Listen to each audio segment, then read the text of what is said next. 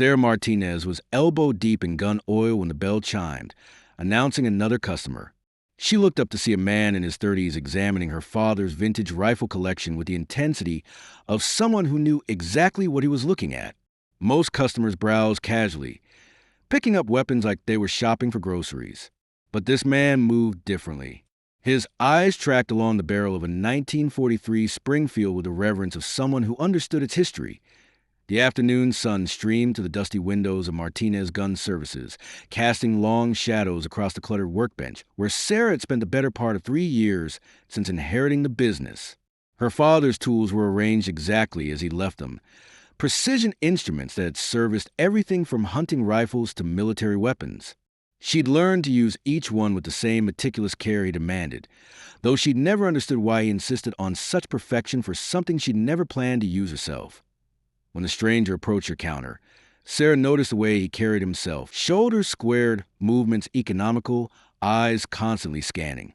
He placed a custom .338 Lapua Magnum on her counter with the careful reverence of someone handling a priceless artifact.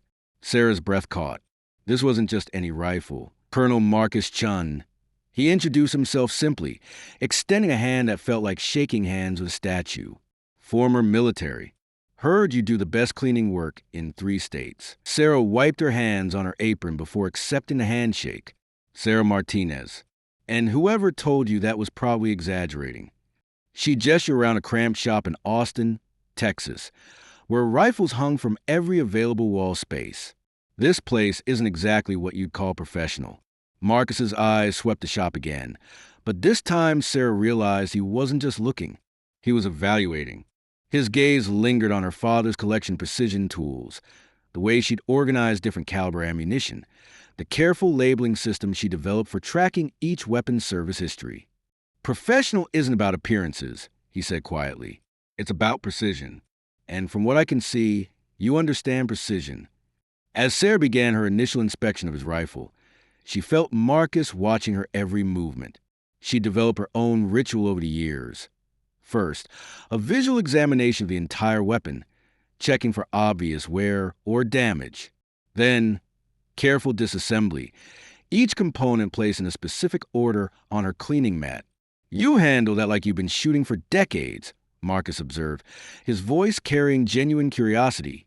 Sarah laughed, but there was no humor in it. I've never fired a single shot in my life. She continued working, removing the bolt with practiced efficiency. My dad always said he'd teach me when I was ready, but she shrugged, not finishing the sentence. Some conversations were too heavy for a first meeting with a stranger. Marcus returned exactly 3 days later, but his rifle wasn't with him. Sarah noticed immediately. The careful way he entered, the deliberate pause as he surveyed the shop, the manila folder tucked under his arm. This wasn't a customer visit. This was something else entirely. Your rifle's ready, Sarah called from behind the counter, where she'd been organizing her father's old ballistics charts, cleaned and calibrated. Though I have to say it barely needed any work. Whoever maintains that weapon knows what they're doing. That would be me, Marcus replied, but he made no move toward the counter. Instead, he wandered over to a display case containing her father's personal collection, rifles that had never been for sale, each one representing a different era of precision shooting. Tell me about your father. The question caught Sarah off guard. In 3 years of running the shop, customers rarely asked about her personal life. They wanted their weapon service quickly and professionally, nothing more. What do you want to know? Marcus stopped in front of a 1960s Remington 700 that her father had customized for long-range competition. I did some research after our conversation. Eduardo Martinez trained military snipers for 15 years before opening the shop.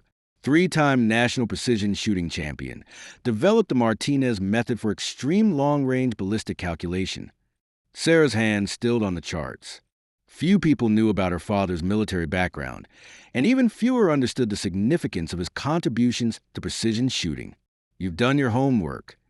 I'm curious about something, Marcus continued, turning to face her directly. A man who dedicated his life to precision shooting, who trained some of the best marksmen in the military, never taught his own daughter to fire a weapon.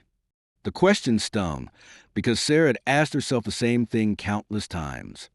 He was protective, said shooting wasn't a game, that it required maturity and respect. He wanted to wait until I was old enough to understand the responsibility. Marcus nodded slowly, then opened the manila folder he'd been carrying. I've been thinking about our conversation, about precision, about natural ability, about the difference between technical knowledge and practical application. He pulled out a photograph and placed it on the counter. Sarah leaned forward to examine it. The image showed a desert landscape with two small figures in the foreground and what appeared to be a target in the far distance. Numbers were written in the margin: 3,871 meters, 2.4 miles. Confirmed kill. That's the current world record for longest confirmed sniper shot, Marcus said quietly. Canadian Special Forces, 2017. The bullet traveled for over 10 seconds before impact. Sarah studied the photograph, her mind automatically calculating the variables involved. Wind speed, atmospheric pressure, the Coriolis effect, bullet drop. Over that distance, the mathematics were staggering. The precision required for something like this. She began. Beyond what most people can comprehend, Marcus finished. The shooter had to account for the Earth's rotation, temperature variations along the bullet's path, humidity changes, wind patterns at multiple altitudes. It's not just shooting. It's applied physics at the highest level. Why are you showing me this? Marcus was quiet for a long moment, studying her face. Because I think you could break that record. Sarah stared at him, certain she'd misheard. I'm sorry, what? I've been thinking about it for 3 days. Your technical knowledge, the way you handle weapons, your understanding of ballistics theory. Most importantly, the way you approach problems. Marcus gestured toward her workbench, where she'd organized tools and components with mathematical precision. You have something most shooters never develop: an intuitive understanding of the mechanical relationships involved. Marcus, I told you I don't shoot. I've never even held a loaded weapon. Exactly. His eyes gleamed with something between excitement and certainty. Do you know what the biggest obstacle is for most long-range shooters? Preconceived notions. Bad habits developed over years of conventional shooting. Muscle memory that works against precision at extreme distances. Sarah felt a flutter of something she couldn't identify. Part fear, part curiosity. You're serious about this? Dead serious. I've trained dozens of military snipers. I've seen natural talent, and I've seen technical expertise. But I've never seen someone who combines theoretical knowledge with completely untrained instincts. Marcus leaned against the counter, his voice dropping to almost a whisper. Your father's methods, his understanding of ballistics. You absorbed all of that without the interference of practical experience. You're like a blank slate with a PhD in physics. This is insane, Sarah said. But she found herself looking at the photograph again, her mind racing through calculations she'd only ever done theoretically. The distance was impossible. The precision required was beyond human capability. And yet, if I were to hypothetically consider this completely ridiculous idea, she said slowly, where would we even start? Marcus smiled, and Sarah realized that somehow, without meaning to, she disagreed to something that would change her life forever. We start with the basics, he said, pulling out his phone. There's a range about 20 miles from here. Private, quiet, perfect for someone who's never fired a shot. He paused, studying her face. Unless you're having second thoughts. Sarah looked around her father's shop, at the tools and weapons that had defined her life for the past 3 years, at the safe, predictable routine she'd built for herself. Then she looked back at the photograph of an impossible shot taken by someone who dared to push beyond the limits of what anyone thought possible. When do we start? The Nevada desert stretched endlessly in all directions, a moonscape of sand and scrub brush broken only by the Precision Shooting Institute's modern facilities. Sarah had arrived 3 days early to acclimate to conditions, but nothing could have prepared her for the reality of standing at the firing line with 3,800 meters of empty desert between her and a target she could barely see even through high-powered optics. The morning of the attempt dawned clear and cold, with winds that would build throughout the day. Sarah had been awake since 4 a.m. studying weather reports and making final calculations. The target, a steel plate measuring 40 inches by 40 inches, sat on a distant ridge like a postage stamp against the horizon. At this distance, even with her scope's maximum magnification, it appeared as little more than a dark speck. "Conditions are as good as we're going to get," Marcus said, checking his weather instruments for the dozenth time. "Wind is steady at 8 miles per hour from the southwest. Temperature is 47 degrees and rising slowly. Humidity is minimal." Sarah nodded, but her attention was focused on a crowd that had gathered to witness the attempt. Word had spread through the shooting community, and what was supposed to be a small official verification had become something approaching a spectacle. Military officials, ballistics experts, journalists, and curious shooters filled the observation area. She could feel their skepticism like a physical weight. Colonel Harrison approached with the official observers, 3 representatives from the International Long Range Shooting Association, who would verify any successful shot.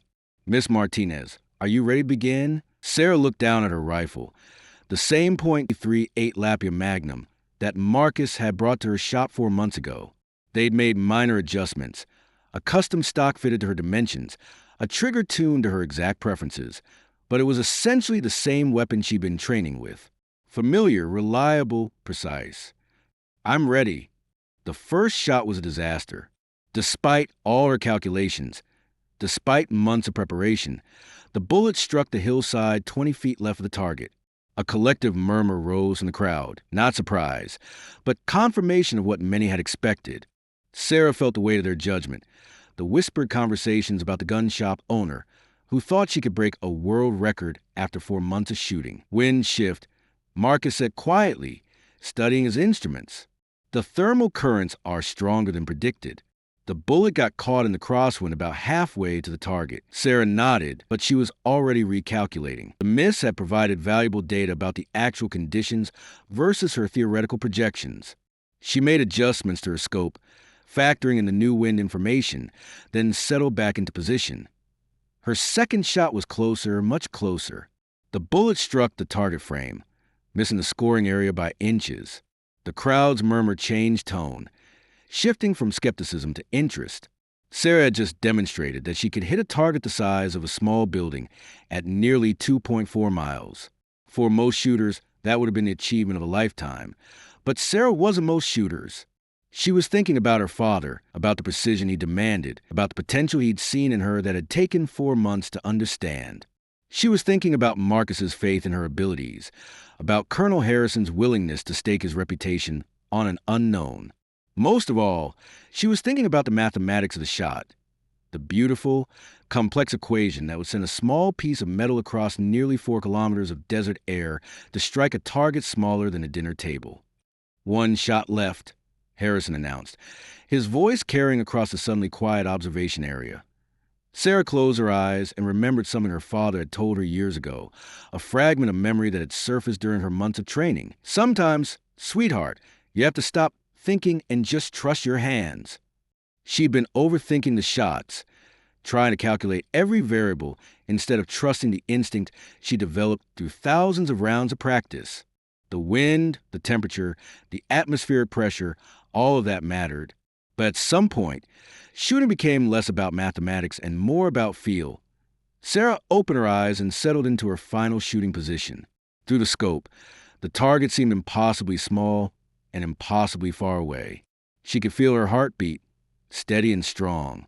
She could feel the rifle's weight, perfectly balanced and familiar. She could feel the wind on her face, carrying information about air currents and thermal patterns. She took a breath, let half of it out, and held. The crosshairs settled on the center of the distant target. For a moment, everything was perfectly still.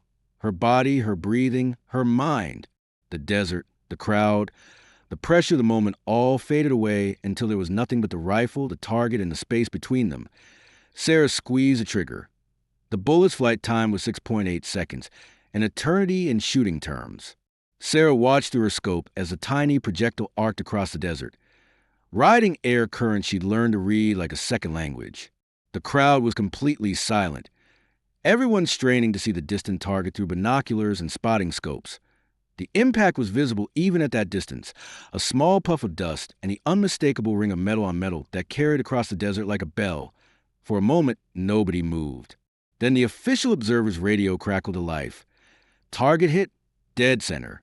Confirmed impact at 3,847 meters. The silence exploded into chaos.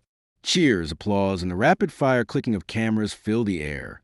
Sarah sat behind her rifle, stunned by what she'd just accomplished. She'd broken the world record for longest confirmed precision shot, extending it by nearly 100 meters. What hidden talents are waiting inside you? What challenge are you avoiding because you think you're not ready? Sarah's story proves that readiness isn't about preparation. It's about courage. Drop a comment below. What's one thing you've always wanted to try but never had the courage to attempt? Your hidden talent might be waiting for you to just take that first shot.